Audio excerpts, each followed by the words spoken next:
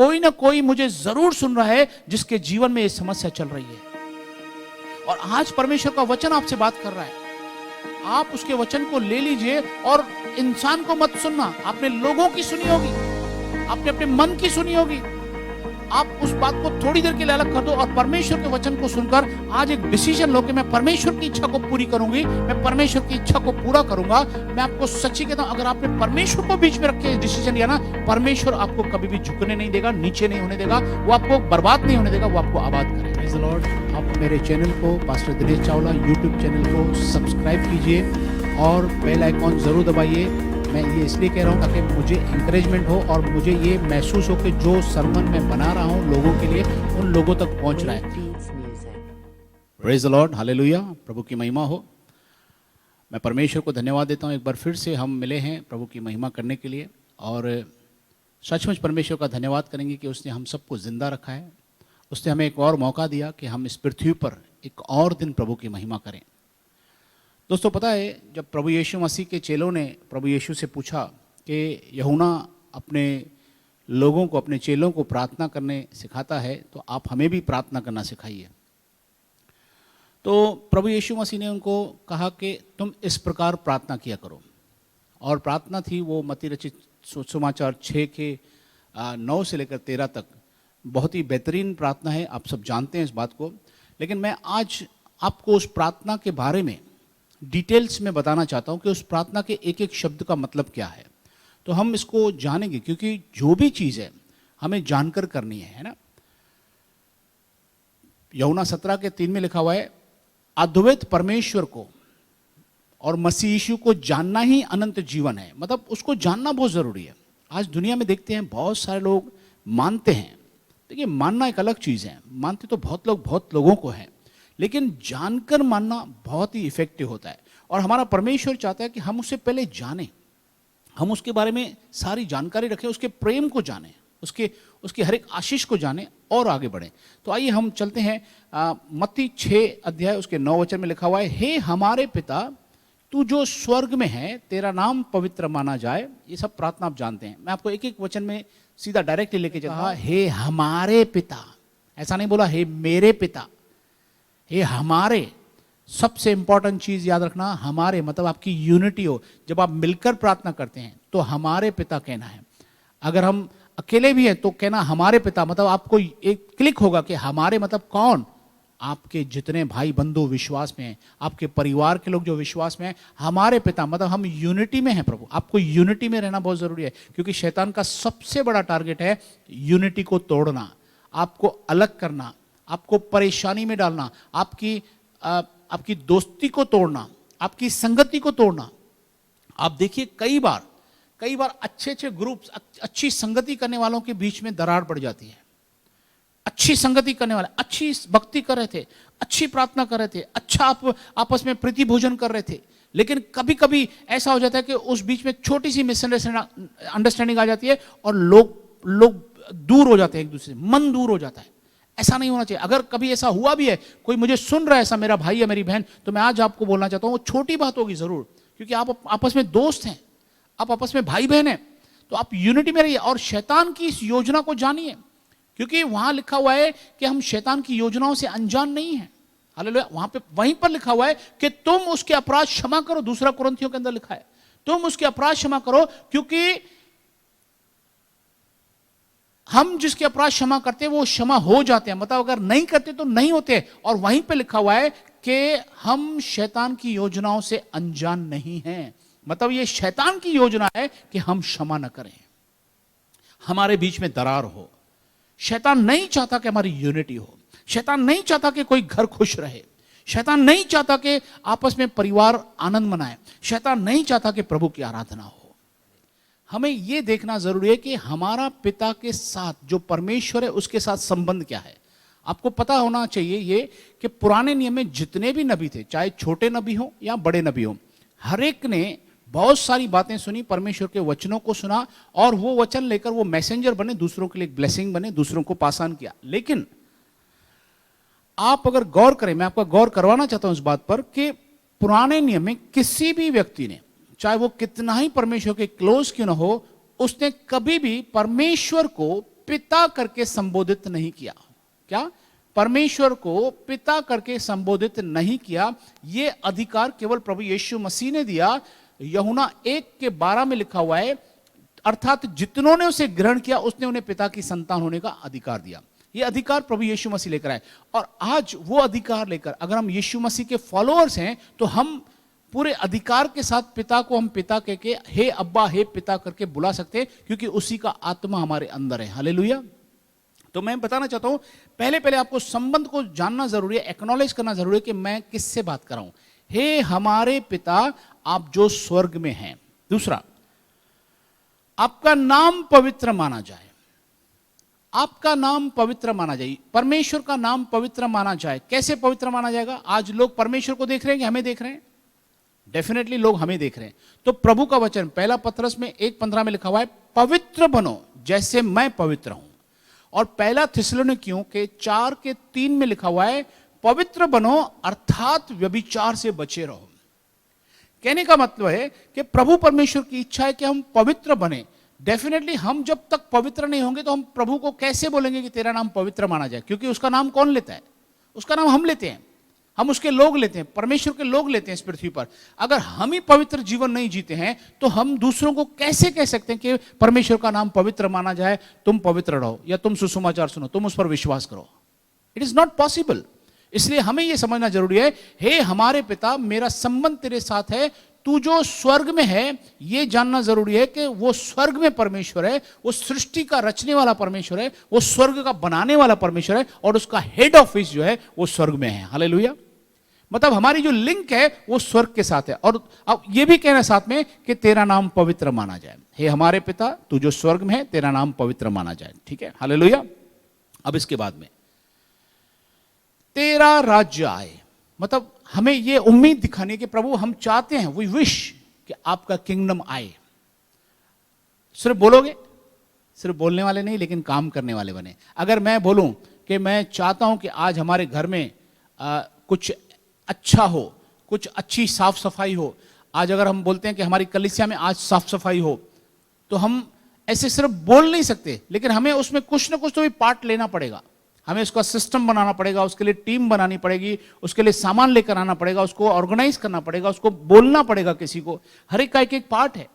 Leader का एक part है, वो सबको ऑर्गेनाइज करता है, वो सबको बुलाता है, टीम बनाता है, सबको मैसेज करता है, टाइम फिक्स करता है, और उसके बाद में सामान मंगवाता है, और सभी लोग आते हैं, फिर अपने अपने तरीके से अपने अपनी जगह को साफ करते हैं। देखिए हमारी कलीसिया के कितने अच्छे भाई हमारे जो है सफाई करते हैं, टाइम बाय टाइम। साफ सुथरा रहना बहुत जरूरी है। हालेलुया। तो ये सिस्टम है कि अगर हम कोई चीज की उम्मीद करते हैं कि तेरा राज्य आए, तो डेफिनेटली हमें उस राज्य के लिए काम करना जरूरी है। हम ऐसे ही नहीं बोल सकते प्रभु आपका राज्य आए, आप खुद ही राज्य मंगा लो, हम तो सो रहे हैं। It is not possible. इसलिए आप प्रभु के राज्य के लिए क्या कर रहे हैं यह महत्व रखता है, और आपको परमेश्वर के राज्य की खोज करनी है। बाइबल बताती है उसका सुसमाचार लोगों को बताना है, ताकि जहां कहीं परमेश्वर का राज्य हो वो लोग बाहर आ जाएं और प्रभु की महिमा करें। आमेन, हालेलुया। हे हमारे पिता आप जो स्वर्ग में हैं, आपका नाम पवित्र माना जाए, आपका राज्य आए, आपकी इच्छा जैसे स्वर्ग में पूरी होती है वैसे पृथ्वी पर भी हो। हालेलुया। इसका मतलब है कि प्रभु आपकी जैसे इच्छा स्वर्ग में पूरी होती है, मतलब स्वर्ग में जैसे प्रभु चाहता है वैसा होता है। इसका मतलब है धरती पर अभी तक प्रभु की इच्छा पूरी नहीं हो रही है। हम बोल रहे हैं, प्रभु ने प्रार्थना करना सिखाया कि जैसे आपकी प्रभु इच्छा स्वर्ग में पूरी होती है वैसे हमारे जीवन में, हमारे पृथ्वी पर, इस धरती पर पूरी हो। इसका मतलब वो इच्छा पूरी नहीं हो रही है, वो इच्छा परमेश्वर की पूरी होनी चाहिए। और वो स्टार्ट कहां से होना चाहिए? हमारे जीवन से। अगर आज हम बोलते हैं कि सफाई अभियान करो, सफाई अभियान करो, और आप बाहर जाके एक अच्छे सफाई एम्बेसडर हैं, आप गवर्नमेंट की तरफ से आपको एक पुरस्कार भी मिला के बहुत बड़ा सफाई अभियान चलाने वाला व्यक्ति है हमारे मोहल्ले में, है ना, हमारे सोसाइटी में, लेकिन अनफॉर्चुनेटली अगर आपके घर के अंदर कचरा है और आपके घर के बाहर ही नेक्स्ट डोर पर ही आपके कचरा पड़ा हुआ है, मेन डोर पर बाहर कचरा पड़ा हुआ है, तो मुझे बताइए लोग क्या कहेंगे? भाई आप तो एम्बेसडर हैं, आप तो सफाई अभियान चलाते हैं, लोगों को प्रेरित करते हैं, लेकिन आपके घर के अंदर इतना कचरा रख रहे हैं, ऐसा कैसे है? दैट मीन्स प्रभु की इच्छा जैसे स्वर्ग में पूरी होती वैसे पृथ्वी पर भी हो। तो स्टार्ट कहां से होना चाहिए? स्टार्ट होना चाहिए मेरे जीवन से। प्रभु की इच्छा मेरे जीवन में पूरी हो। देखिए एक्टिंग बहुत लोग कर लेते हैं। आज एक्टर लोगों को बहुत बड़ी कमाई है, वो सिर्फ एक्टिंग करने का पैसा लेते हैं। अगर हम सिर्फ एक्टर बन जाएं, हम सिर्फ बोलें, तो मैं बताना चाहता हूं हमारे जीवन से किसी को फर्क नहीं पड़ेगा। मेरे भाइयों, अगर आपको सचमुच में बदलाव लाना है, अगर आप चाहते हैं कि दूसरे आपके जीवन से आशीषित हों, तो सच कह रहा हूं, परमेश्वर का भय रखो। परमेश्वर का डर हमारे अंदर जीवन में बहुत ज़रूरी है। अगर परमेश्वर का भय हमारे अंदर नहीं है तो बहुत गड़बड़ है। हम डर रखें ताकि लोग हमारे द्वारा आशीषित हों। हजारों लाखों लोगों के पास प्रभु का वचन हमारे जरिए पहुंचे, उनका जीवन बदले, उनके ऊपर इफेक्ट हो, उनकी गवाहियां हों, उनके जीवन का स्तर बढ़े और वो परमेश्वर के नजदीक आए। हालेलुया। तेरी इच्छा जैसे स्वर्ग में पूरी होती है वैसे हमारे जीवन में भी पूरी हो। हमारे दिन भर की रोटी आज हमें दे। हालेलुया। ये बहुत बढ़िया है। हमारे दिन भर की रोटी तो आज हमें दे। रोटी प्रभु चाहता है, वचन में प्रभु यीशु ने सिखाया कि हमारे दिन भर की रोटी, जो वचन है, जो उसका कलाम है, उसका पवित्र शास्त्र है, वो जो रोटी है, प्रभु ने कहा ना, मनुष्य केवल रोटी ही से नहीं परंतु परमेश्वर के मुख से निकले हुए एक एक वचन से जिंदा रहता है। तो ये वचन जो है उसकी रोटी है। वो रोटी जैसे हम कैसे खाते हैं, ढूंढ के, कैसे भी हमें मिलती है। आज लॉकडाउन हो, कुछ भी हो, हम ढूंढ के रहते हैं। हमारे सामान, हमारे ज़रूरत के सारे सामान हम जमा करके रखते हैं। अगर कोई चीज़ हमें नहीं मिलती है, कभी हमें पता चलता है कि कांदा नहीं मिल रहा है, बहुत महंगा है, या बहुत शॉर्टेज है उसकी, तो अगर हमें पता चले कि यहाँ से 10 किलोमीटर दूर वहाँ पे कांदा मिल रहा है, तो हम 10 किलोमीटर दूर भी जाके कांदा लेकर आएंगे, बिकॉज वी नीड दैट, हमें ज़रूरत है। तो वैसे ही आज अगर हमें परमेश्वर के वचन की ज़रूरत है, जो हमारी आत्मा का खाना है, हमारी स्पिरिट का भोजन है वो, तो हमें कितना इसके लिए उमड़ना चाहिए और कितनी इसके लिए भूख और प्यास होनी चाहिए। देखिए, अगर हमारे अंदर प्यास और भूख नहीं ना, बाइबल में लिखा हुआ है, धन्य है वे जो भूखे हैं, वे तृप्त किए जाएंगे। आज अगर मेरा पेट भरा हुआ हो, मैंने बहुत अच्छा नाश्ता किया हुआ है, अभी नाश्ता करके फुल पेट भर के नाश्ता करके बैठा हूं मैं, और मेरे सामने कोई बिरयानी लेकर आए तो भी मैं नहीं खाऊंगा, है ना। लेकिन अगर मैं भूखा हूं, हम बहुत बार कभी कभी भूखे होते हैं, तो जब तक खाना लगे या कभी कभी जब तक होटल में खाना आए तब तक हम लोग कांदा, चटनी, ये सब खाना शुरू कर देते हैं ना। जो भी पड़ा रहता है हम उसको मसाला डाल के, नींबू डाल के हम थोड़ा, कुछ लोग तो इसे चाटते हैं ना, कुछ तो जब तक भी टाइम पास हो, कुछ तो भी अंदर जाए, राइट है ना। तो ये बहुत ज़रूरी है हमें समझना कि हमारे अंदर भूख और प्यास होना बहुत ज़रूरी है। इट इज़ वेरी इंपॉर्टेंट, हमारे अंदर प्यास हो, हमारे अंदर भूख हो, तभी हम तृप्त किए जाएंगे। तो हमारे दिन भर की रोटी आज हमें दे। जिस भूख और प्यास से प्रभु से कहोगे ना, प्रभु मुझे दिन भर की रोटी दे, तो आपको सच्चा वचन, अच्छा मैसेज आपके पास आएगा, जो जीवन को बदलेगा। आपको सच्ची में आपके जीवन को बदलना बहुत ज़रूरी है। जो हमारे जीवन में कमी घटी है, जो परमेश्वर की इच्छा से चीज़ें नहीं है, वो हमारे जीवन से बाहर ज़रूरी है, वो निकलनी चाहिए। और ये प्रोसेस है, ये प्रोसेस होता रहेगा। हमारे दिन भर की रोटी आज हमें दे, जिस प्रकार हमने अपने अपराधियों को क्षमा किया है, वैसे ही तू भी हमारे अपराधों को क्षमा कर। Now this is very important. मैं आपको इसलिए इस पे जोर दे रहा हूँ कि ये सबसे इंपॉर्टेंट चीज़ है। जिस प्रकार हमने अपने अपराधियों को क्षमा किया है, वैसे ही आप भी हमारे अपराधों को क्षमा कर। देखिए, हमें क्षमा करना बहुत ज़रूरी है। अगर हम क्षमा नहीं करते हैं तो बहुत बड़ा प्रॉब्लम है। हमें क्षमा करना है। प्रभु ने कहा, जब तक तुम क्षमा नहीं करते हो तब तक तुम्हारे, बाइबल में लिखा हुआ है, जब तक तुम क्षमा, 13 में लिखा वापस लिखा है 14 में, यदि तुम मनुष्य के अपराध क्षमा करोगे तो तुम्हारा पिता भी जो स्वर्ग में है तुम्हारी क्षमा करेगा। यदि तुम मनुष्यों के अपराध क्षमा न करोगे तो तुम्हारा पिता भी तुम्हारे अपराध क्षमा न करेगा। ये प्रभु यीशु मसीह हमें सिखा रहे हैं, चेलों को सिखा रहे हैं, अपने दासों को सिखा रहे हैं, अपने लोगों को सिखा रहे हैं, अपने विश्वासियों को सिखा रहे हैं। और वो चाहते हैं कि हम क्षमा करें। इसका मतलब हमारे रोजमर्रा की डील में ये होता रहेगा, कभी ना कभी ups and down. Of course ये कम हो जाएगा, लेकिन ये अप्स एंड डाउन होता रहेगा। कभी ना कभी कुछ ना कुछ ऐसा होगा जब आपको क्षमा मांगने की जरूरत पड़ेगी या क्षमा करने की जरूरत पड़ेगी। और मैं आपको बताऊं, क्षमा मांगना, फिर भी लोग कहते हैं कि क्षमा मांग लिया आप फ्री हो जाते हैं, लेकिन क्षमा देना, प्रभु ने कहा ना, हम क्षमा करना बहुत जरूरी है। आज बहुत सारे लोग हैं ना जो दिल में रख कर बैठते हैं, वो क्षमा नहीं करते हैं। और मैं आपको बताना चाहता हूं कि इस दुनिया में सबसे बड़ी प्रॉब्लम जो है वो है अक्षमा, वो क्षमा नहीं करना, किसी के लिए ग्रजेस दिल में रखना, रंजिश रख के रखना, उससे बदला लेने की भावनाओं से, चाहे वो भावना नहीं भी हो, लेकिन क्षमा नहीं करना। कई लोग आप डायलॉग सुनते हो ना, मैं तुम्हें कभी क्षमा नहीं कर पाऊंगा। तो ये बहुत ही विडंबना है, खतरनाक चीज़ है कि हम क्षमा नहीं करते हैं। तो मेरे लिए प्रॉब्लम है, मैं अपनी आशीषों को रोक रहा हूं। आपको क्षमा करना है। प्रभु का वचन कहता है यदि तुम मनुष्य के अपराध क्षमा करोगे तो तुम्हारा पिता भी जो स्वर्ग में है तुम्हें क्षमा करेगा। अगर तुम नहीं करोगे तो तुम्हारा पिता भी क्षमा नहीं करेगा। इसका मतलब है परमेश्वर हमें क्लियर करना चाहता है। सब लोगों के साथ में जो पंगा है, जो टेंशन है, वो डिस्प्यूट क्लियर करना चाहता है। आप भी आज एक कॉपी पेन लो और उस पर लिखिए जिस किसके साथ में आपका डिस्प्यूट है, कोई प्रॉब्लम है, आप खुद कॉल करो उसे। वो नहीं करेगा बंदा, याद रखना है। संसार में बहुत सारे लोग संसारिक नियम से चलते हैं, चाहे विश्वासी भी हो। आप उसे फोन करो, आप उसके साथ क्लियर करो, आप अपने मन की बात पूरी कर दो। अगर आपको लग रहा है कि मुझे माफी मांगनी है तो माफी भी मांग लो उससे, और उसे ये भी बोल दो भाई मेरे मन में अभी कुछ नहीं है, मैंने आपको भी माफ कर दिया, मैंने सब भूल गया हूं मैं, आप भी भूल जाइए। प्रभु हमारे बीच में रहेगा। हालेलुया। मैं आपको गारंटी देता हूं बहुत सारे अच्छे लोग हैं जो इस बात से खुश होकर आपके साथ मेल मिलाप कर देंगे। कुछ नहीं भी करेंगे उनको छोड़ दो, जो करते हैं वेलकम, नहीं भी करते तो प्रभु ने आशीष से कम उनके मन से ये निकल जाएगा जो आपके विरुद्ध में वो गलत सोच रहे हैं वो कम हो जाएगा या ना के बराबर हो जाएगा। तो हमें जरूरी है। इसका मतलब है प्रभु हमें चाहता है। प्रभु ने खुद कहा मत्ती 5:23 में प्रभु यीशु ने खुद कहा, इसलिए यदि तुम अपनी भेंट वेदी पर चढ़ा रहा है और वहां तुझे सिमरण आए कि तेरे भाई के मन में तेरी ओर से कुछ विरोध है, तो अपनी भेंट वहीं वेदी पर सामने छोड़ दे, पहले जाकर अपने भाई से मेल मिलाप कर और तब आकर अपनी भेंट चढ़ा। इसका मतलब प्रभु यीशु मसीह ओपन कह रहा है कि जब तू मेरे पास आ रहा है, तू भेंट चढ़ा रहा है, मतलब तू मेरी स्तुति कर रहा है, आराधना कर रहा है, व्हाट एवर यू वांट, मुझसे मांगना चाहता है, मुझसे आशीष पाना चाहता है, प्रार्थना कर रहा है, तो वो आराधना नहीं कर मेरे सामने, पहले जाके जिसके साथ तेरा पंगा है उसके साथ में क्लियर करके आ। नहीं तो तेरे मन में भी ऊंच नीच रहेगी, सोच विचार रहेगा, उथल पुथल रहेगी, और तू सच्चे मन से मेरे साथ जुड़ ही नहीं पाएगा। क्योंकि प्रभु ने कहा ना, पहले परमेश्वर से प्रेम कर, तू अपने पूरे मन प्राण बुद्धि सामर्थ्य से तू परमेश्वर से प्रेम करना, और मनुष्यों से भी, पड़ोसी से भी अपने समान प्रेम करना। और सबसे ज्यादा झगड़ा होने का चांस पड़ोसी से, पता है आपको। आज मैंने बहुत सारे लोग देखे हैं पड़ोसी से, पड़ोस में बात नहीं करते हैं लेकिन 4 घर छोड़ के उनके साथ अच्छी दोस्ती होती है। पड़ोसी मुल्कों की दुश्मनी है, हर पड़ोसी देश एक दूसरे का कट्टर दुश्मन है।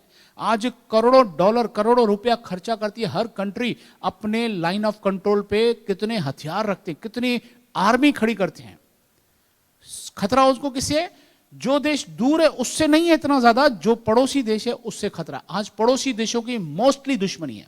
पूरी दुनिया का नक्शा चेक कर लो, जितने पड़ोसी देश होंगे ना, मैक्सिमम दुश्मनी उनकी आपस में है। और पता है दुश्मनी कहां पर है? दुश्मनी उनकी उस जमीन के लिए है जो बंजर पड़ी है, जो सैकड़ों सालों से जमीन सड़ रही है, जहां न जमीन पर कोई बिल्डिंग बनेगी, न कोई घर बनेगा, न रेलवे लाइन जाएगी, कुछ भी नहीं हुआ है, न कुछ होगा कभी। चाइना और भारत के बॉर्डर पे हजारों किलोमीटर जमीन है जिसको कुछ भी, न खेती हो सकती है, न घर बन सकते हैं, लेकिन उस जमीन के कारण बहुत बार वहां पे लड़ाई हुई है। पाकिस्तान बॉर्डर पे बहुत बार लड़ाई हुई है। मैं ये नहीं करता हूं कि सेफ्टी नहीं होनी चाहिए, लेकिन मैं ये बताना चाहता हूं कि पड़ोसी मुल्कों की जो है ना, उस चीजों पर झगड़े बहुत होते हैं, लड़ाइयां होती हैं, लोग मर जाते हैं जमीन की खातिर। इजराइल की फलस्तीन से आज तक सैकड़ों साल हो गए झगड़ा चालू है गाजा पट्टी पर। जमीन है, वो बंजर जमीन है, रेगिस्तान है। तो कहने का तात्पर्य है कि ऐसे पड़ोसी मुल्कों के लिए प्रभु ने कहा पड़ोसी से अपने समान प्रेम करना। ये बहुत डिफिकल्ट है लेकिन ये हमें करना है। और प्रभु इसके लिए प्रार्थना में हमें कहा कि जैसे मैंने अपने अपराधियों को क्षमा, ये मापदंड रखा कि मैंने, प्रभु देखो आपके वचनों को सुनकर मैंने अपने, जिसने मेरे विरुद्ध अपराध किया ना, मैंने उसे क्षमा कर दिया। और क्षमा खाली बोलने से नहीं होता। कई लोग बोलते हैं मैंने तो उसे क्षमा कर दिया, मेरे मन में तो कुछ नहीं है। नहीं भाई, तो ये बोल रहा है लेकिन अंदर कुछ गड़बड़ है। बहुत टाइम लगेगा, मैं जानता हूं उस बात को, बहुत टाइम लगता है, लेकिन निकालोगे तब निकलेगा ना। आप अपने घर में च्यवनप्राश का डब्बा लेकर आए, पैक पड़ा हुआ है, आप उसे खा ही नहीं रहे हो, तो कब खत्म होगा?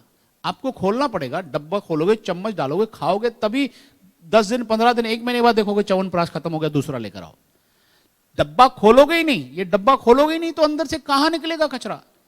कचरा निकालना है और उसको क्लियर करना है, और आप उसको सामने क्लियर करो, भाई मेरे से गलती हो गई, क्षमा कर देना, कोई प्रॉब्लम नहीं है। आप अगर आगे से परमेश्वर को देखकर खुद क्षमा मांगते हो ना, मैं सच कह रहा हूं आपका जीवन सफल हो जाएगा। बहुत सारे लोग हैं छोटी छोटी बातों पर ईगो है, प्रॉब्लम है, पता नहीं छोटी बात पे झगड़ा हुआ। आज इस दुनिया में इतने सारे तलाक के केस पेंडिंग हैं अदालतों में, वहां पर इतने सारे हैं, इतने कई लोग तो 10-10 साल, 5-5 साल, 4-4 साल, 2 साल पहले झगड़ा हुआ, उनको झगड़ा तक याद नहीं अभी किस बात पे झगड़ा हुआ था हमारा। और बहुत सारे लोग तो तैयार बैठे हैं कि वो अगर आएंगे लेने तो मैं जाऊंगी, और लड़का बोलता है, लड़के के घर वाले बोलते हैं नहीं अगर वो खुद आएगी तो हम उसको कबूल कर लेंगे। अरे भाई क्या प्रॉब्लम है, वो बोलती है आएंगे लेने तो मैं जाऊंगी, और आप बोलते हैं कि अगर वो आएगी तो हम ले लेंगे, तो मसला क्या है? कि एक ऑटो रिक्शा का मसला है ना, वो ऑटो रिक्शा में बैठ के चली जाए 50 रुपए भाड़ा देकर। मसला 50 रुपए का नहीं है, भाड़े का नहीं है, मसला है ईगो का। मैं क्यों नीचे हो जाऊं? मैं कहना चाहता हूं मसीह में ये फॉर्मूला है, जिस प्रभु ने कहा जो कोई अपने आप को छोटा बनाएगा वो बड़ा किया जाएगा, और जो अपने आप को बड़ा बनाएगा वो छोटा किया जाएगा। मैं आज आपका प्रभु का दास, मैं आज आपका भाई होने के नाते एक सलाह देता हूं, अगर मुझे सुनने वालों में कोई एक व्यक्ति भी इस प्रॉब्लम में है जिसकी पत्नी या उसका पति नहीं है साथ में, मेरे भाई मेरी बहन, मैं आज आपसे कहना चाहता हूं आप फोन उठाइए और उसे अभी कॉल कीजिए, उससे माफी मांगिए, बिना शर्त बोले मेरी गलती है मुझे क्षमा कीजिए। डेफिनेटली आपकी थोड़ी गलती होगी, उसकी ज्यादा होगी मैं मानता हूं, लेकिन आप प्रभु का वचन सुन रहे हो, आपके पास प्रभु का कलाम आ रहा है, आप उससे क्षमा मांगो। मैं गारंटी देता हूं प्रभु की मर्जी आपके जीवन में पूरी होगी, आपके जीवन को सफल कर देगा प्रभु। नहीं तो इस दुनिया में पहाड़ है मेरे भाई मेरी बहन, इस दुनिया में ये पंगा, ये ईगो होने के बाद में जो पंगा होता है ना, उसके बाद में अकेला रहना, शादी के बाद में सेपरेट होना, तलाक होना, ये बहुत भारी चीजें हैं, मुसीबतों का बड़ा सामना करना पड़ा है। आज कुछ जगहों पे मैं सुनता हूँ ऐसी, मेरे पास भी कुछ कुछ खबरें आती है, मैं दुनिया भर घूमता हूँ, बहुत सारी काउंसलिंग देता हूँ लोगों को पसंद नहीं है। कोई कोई बोलते हैं हम तो तलाक देना चाहते हैं भाई। अरे भाई क्या हुआ, अच्छी चल रही है? बोले नहीं साहब, उनके अंदर हमने जो सोचा था वो चीज़ें नहीं देख रहे हैं। अरे भाई क्या सोचा था आपने? अच्छा ये होगा वो हो, सोचा था हमने, ऐसा सोचा था, हमारे जो एक्सपेक्टेशंस थी वो नहीं पूरी हो रही हैं, हमारे जो ड्रीम्स थे वो पूरे नहीं हो रहे हैं। ठीक है भाई, आप छोड़ देंगे, आपकी इच्छा से आपने अगर वो तलाक दे भी दिया, आपको क्या गारंटी है कि दूसरा लड़का या दूसरी लड़की आपको मिलेगी वो सही मिलेगी आपको, वो एक्सपेक्टेशन से बराबर खरी उतरेगी या खरा उतरेगा? आपको क्या गारंटी है? मुझे बताओ, कोई गारंटी है? हो सकता है इसमें 20% माइनस है, आगे चलकर ऐसा कोई मिले आपको जीवन साथी जो 40% माइनस हो, फिर तो सर पकड़ के बैठ जाओगे ना भाई, पहले तो अब आसमान से गिरे भी खजूर में आके अटके, और मुसीबत हो गई। अब तो एक और निशान लग गया है ना, एक धब्बा लग गया। तो मैं कहना यह चाहता हूं कि हमारा जो परमेश्वर का वचन है ना, इतना कंफर्टिंग है, इतना सरल है, इतना प्यारा है, वो जीवन को बदलना चाहता है। प्रभु की इच्छा थी कि फैमिली बहुत खुशी से चले, फैमिली इंजॉय करे, प्रभु की भक्ति करे, प्रभु की महिमा करे। प्रभु ने इसलिए वचन में कहा जिसे परमेश्वर ने जोड़ा है उसे मनुष्य अलग न करे। और मैं आपको बोलना चाहता हूं मेरे भाई और मेरी बहन, आज अगर आपके परमेश्वर का वचन आपके पास आ रहा है एक प्रभु के दास के थ्रू, तो इसे परमेश्वर का मैसेज समझ के ले लेना। मैं नहीं जानता मैं किससे बात कर रहा हूं, पर मैं इतना जानता हूं क्योंकि आपने उसकी आवाज सुनकर कदम उठा रहे हो आप। मैं चाहता हूं कि आज आप उसकी कलाम को सुनकर एक डिसीजन लें कि नहीं, मैं आज अपने जीवन साथी के साथ जुड़ जाऊंगा। मैं आपको सच्ची कहता हूं, प्रभु का दास होने के नाते आपसे पर्सनल सलाह दे रहा हूं, अपने जीवन को संवारिए। और उसके बाद में जुड़ने के बाद भी प्रभु की महिमा कीजिए, साथ में प्रार्थना कीजिए, साथ में आराधना कीजिए, साथ में बैठिए, कलीसिया साथ में जाना। अगर प्रभु से फिर दूर रहे तो फिर शैतान को मौका मिल जाएगा, खतरा हो जाएगा। जो पहले हुआ है वो भी तो शैतान की वजह से हुआ ना, तकलीफ आई है। तो इसलिए मेरे दोस्तों, आप इस बात को ध्यान रखें कि हम परमेश्वर की इच्छा को पूरा करें और हम क्षमा करने वाले बने, उसकी इच्छा पूरी हो हमारे जीवन में, उसका पवित्र जीवन हमारे जीवन में हो। और दूसरा, उसके बाद में प्रभु ने एक और बात कही, जिस प्रकार हमने अपने अपराधियों को क्षमा किया है वैसे तू भी हमारे अपराधों को क्षमा कर। और बहुत इंपॉर्टेंट, हमें परीक्षा में न डाल परंतु बुराई से बचा। मतलब इस संसार में बहुत सारी परीक्षाएं आती रहती है, हमें प्रार्थना करते रहना है प्रभु कि हमें परीक्षा में न डाल परंतु हमें बुराई से बचा। क्योंकि आप जानते हैं प्रभु यीशु मसीह जब गत्समने बाग में गए थे तो चेलों से कहा था तुम जागो और प्रार्थना करो। उन बेचारों को नींद आ रही थी उस टाइम पे। प्रभु ने तीसरी बार जब आकर कहा, बोला तुम जागते रहो और प्रार्थना करो ताकि तुम परीक्षा में न पड़ो। इसका मतलब अगर हम इस संसार में, ये सिस्टम सब पर लागू है, कोई भी पास्टर हो, कोई भी इवेंजलिस्ट हो, उल्टा जितना ज्यादा आप सेवा के स्तर पे ज्यादा हो, आपका जीवन प्रभु के साथ ज्यादा जुड़ना चाहिए। प्रभु को ज्यादा समय देना है, उसको ज्यादा रिपोर्टिंग करनी है, उसके साथ ज्यादा इंडिकेशन लेने हैं, उसके इंस्ट्रक्शन लेने हैं, उससे बात करनी है, उसके साथ संबंध बनाना है, उसकी महिमा ज्यादा करनी है। लेवल के हिसाब से। तो आप और मैं कोई भी क्यों ना हो, हमारा जीवन प्रभु के साथ जुड़ा होना बहुत जरूरी है। अगर हम प्रार्थना में नहीं है, हमारा प्रार्थना जीवन, अगर हमारा प्रभु के वचन का जीवन, अगर हमारा प्रभु के साथ संबंध हमारा कम हो जाता है, मैं आपको मजबूरी के साथ बताना पड़ रहा है कि बहुत अनफॉर्चुनेट है कि आप परीक्षा में पढ़ोगे। हम परीक्षा में पढ़ जाएंगे। मैं बहुत बार परीक्षा में पढ़ा हूं। जब कभी मुझे लगा है कि मेरा संबंध जो प्रभु के साथ होना चाहिए उतना नहीं है, कम हो गया है, किसी बात की वजह से, बिजनेस में बिजी होने की वजह से, कुछ और काम में बिजी होने की वजह से, अगर मैं प्रभु को समय नहीं दिया, उसी दिन एक परीक्षा सामने आ जाती है। हमें परीक्षा में न डाल परंतु बुराई से बचा। ये प्रार्थना करना बहुत जरूरी है। और लिखा है, क्योंकि राज्य, पराक्रम और महिमा सदा तेरे ही है, आमीन। हमें यह भी कहना जरूरी है कि प्रभु तेरा राज्य सदा का है, पराक्रमी तू परमेश्वर है, युगानुग स्थिर परमेश्वर है। युग बदल जाएंगे लेकिन हमारा परमेश्वर कभी नहीं बदलेगा। अगर आपको लग रहा है कि शैतान आपके जीवन में बहुत गड़बड़ कर रहा है, तो मैं आपको यह बताना चाहता हूं कि परमेश्वर आपके जीवन में बहुत बड़ा काम करना चाहता है, वो कर रहा है। वो सर्वशक्तिमान परमेश्वर है। आप ये डरिए मत। कहीं ना कहीं अगर शैतान ज्यादा डिस्टर्ब कर रहा है तो कहीं ना कहीं हमने दरवाजा खोला होगा शैतान के लिए।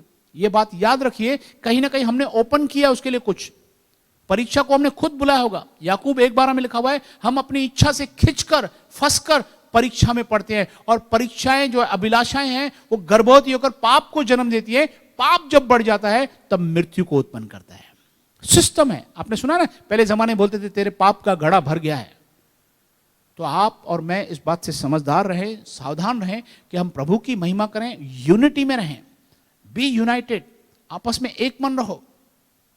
अगर नहीं भी हो सकते हो किसी बात में, क्लियर कर दो, बात बैठ के क्लियर कर दो, भाई ये ऐसा है, मेरी समझ में ये है, आपकी समझ में है, अभी हमारे मन में कुछ नहीं है, आप अपने तरीके से चलिए, हम अपने तरीके से चल रहे हैं। प्रभु दोनों को आशीष देगा। ग्रजेस नहीं, निंदा नहीं, गॉसिपिंग नहीं, एक दूसरे की सेवा काटना नहीं, एक दूसरे का नुकसान नहीं, एक दूसरे के लिए प्लानिंग नहीं, गलत है ना, योजनाएं नहीं, युक्तियां नहीं, क्योंकि लिखा हुआ है यहोवा हर एक युक्ति को ढा देगा। तेरे विरुद्ध में, जो यशायाह 54:17 में कहा है, तेरे विरुद्ध में कोई भी हथियार सफल नहीं होगा, कोई तुझ पर नालिश नहीं करेगा, परमेश्वर संभालने वाला है।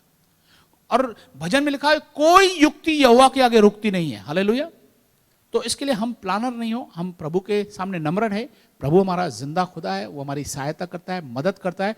तो हम इस प्रार्थना के द्वारा प्रभु की और महिमा करें, और ये प्रार्थना रोजमर्रा के जीवन में हो। लेकिन मैं चाहता हूं आज जो आपने सीखा उसको इतना दिमाग में डाल दीजिए, इस मैसेज को 2-3 बार सुनिए और समझ लीजिए कि मेरे जीवन में ऐसा है कि नहीं। एंड ट्राई प्रैक्टिकली, आप प्रैक्टिकली ट्राई कीजिए कि वाकई मैं ऐसा कर रहा हूं, प्रभु की इच्छा मेरे जीवन में पूरी हो रही है कि नहीं हो रही है, प्रभु का नाम पवित्र माना जा रहा है कि नहीं माना जा रहा है, मेरे जीवन में प्रभु है कि नहीं है, मेरे द्वारा प्रभु का काम हो रहा है कि नहीं, प्रभु का राज्य बढ़ रहा है कि नहीं बढ़ रहा है। ये तमाम चीजों पर आप ध्यान दीजिए, सोचिए और अपने मन में स्थिरता दीजिए, संकल्प दीजिए और प्रभु की महिमा कीजिए। मैं आपको सच्ची कहता हूं, इसके बाद जब ये मैसेज सुनने के बाद, समझने के बाद, जब आप प्रार्थना करोगे, यही प्रार्थना करोगे ना, तो आपके दिमाग में ये सेट हो जाएगा। और परमेश्वर का वचन इतना पावरफुल है कि मरकुस के 16:20 में लिखा हुआ है, परमेश्वर अपने वचन को दृढ़ करने के लिए चमत्कार करता था। मतलब परमेश्वर जब देखेगा, ये सिस्टम है, जब आप सोच समझकर अपने जीवन पर लागू करके कोई प्रार्थना करते हो ना, तो उसका इफेक्ट भी होगा और उसकी आशीष भी आपको होगी। वहां पर आप एक ब्रेक थ्रू देखोगे, एक मिरेकल देखोगे, जब आप प्रार्थना जानकर करते हो। खाली तोते के जैसे कर रहे हो, हे हमारे पिता अब जो स्वर्ग में है, आपका नाम पवित्र माना जाए। मन में आ रहा है, देखो वो ड्रेस कौन सी पहन के आई है, वो देख कैसे आई है, वो देख क्या कर रहा है, वो मोबाइल देख रहा है, कुछ भी आपको याद नहीं आ रहा है, कोई प्रार्थना का लिंक नहीं बैठ रहा है, चाहे आप चर्च में प्रार्थना कर रहे हो। हे हमारे पिता आप जो स्वर्ग में हैं, प्रभु आप स्वर्गीय पिता हैं, हमारे पिता हैं, आपका नाम पवित्र माना जाए। प्रभु मुझे पवित्र बनाओ प्रभु, मैं इस एरिया में पवित्र नहीं हूं प्रभु, मुझसे गलती होती है प्रभु, मुझसे ये प्रॉब्लम होता है प्रभु, मेरी ये वीकनेस है प्रभु। हे हमारे पिता आप जो स्वर्ग में हैं, आपका नाम पवित्र माना जाए, आपका राज्य आए प्रभु। मैं चाहता हूं आपकी राज्य आए, मैं सेवा करना चाहता हूं। प्रभु कहेगा तू फिर क्या करता है, मैं करना चाहता हूं प्रभु, मैं ये छोटा काम कर सकता हूं, ठीक है, आपकी इच्छा जैसे स्वर्ग में पूरी थी वैसे मेरे जीवन में पूरी हो प्रभु। हाँ प्रभु मैं चाहता हूं मेरे जीवन में आपकी इच्छा पूरी हो। इस तरह से मेरे भाई जब प्रार्थना करोगे ना, हमारे दिन भर की रोटी दे, रोटी देखो उस दिन क्या मिलती है, क्या वचन मिलता है। ये वचन के साथ में वो खाना भी बढ़िया मिलेगा आपको, घर में भी देखोगे आपको बढ़िया खाना मिलेगा। हालेलुया। अपराधियों को क्षमा करता हूं प्रभु, संबंध क्लियर हो जाएगा, डिस्प्यूट क्लियर हो जाएगा, शांत मन हो जाएगा। लिखा है शांत मन बड़ा आशीषित होता है, मालूम है, बड़ी आशीषें उत्पन्न होती हैं।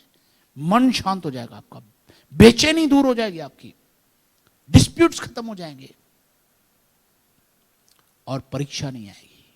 हालेलुया। बुराई से बचे रहोगे आप और प्रभु के पराक्रम को देखोगे, प्रभु के राज्य को बढ़ते हुए देखोगे। प्रभु आपके जीवन को तत्पर कर देगा, प्रभु आपके जीवन को अमृत सा बना देगा, बढ़िया बना देगा। इस प्रार्थना को समझ के करो, तोते के जैसे नहीं, समझ के प्रभु हाँ मैं करूंगा। फिर इसके बाद में जब आप प्रार्थना जब करोगे ना, जब आप इसमें से दो चीजें भी करने की कोशिश कर रहे हो, राज्य को बढ़ाने की कोशिश कर रहे हो, आप उसकी इच्छा को पूरा करना चाहते हो, उसके जीवन को पवित्र, अपने जीवन को पवित्र बनाना चाहते हो, जब when you become practical, you know, जब आप प्रैक्टिकली इस प्रार्थना को कर रहे हो, ये इफेक्टिव होगी।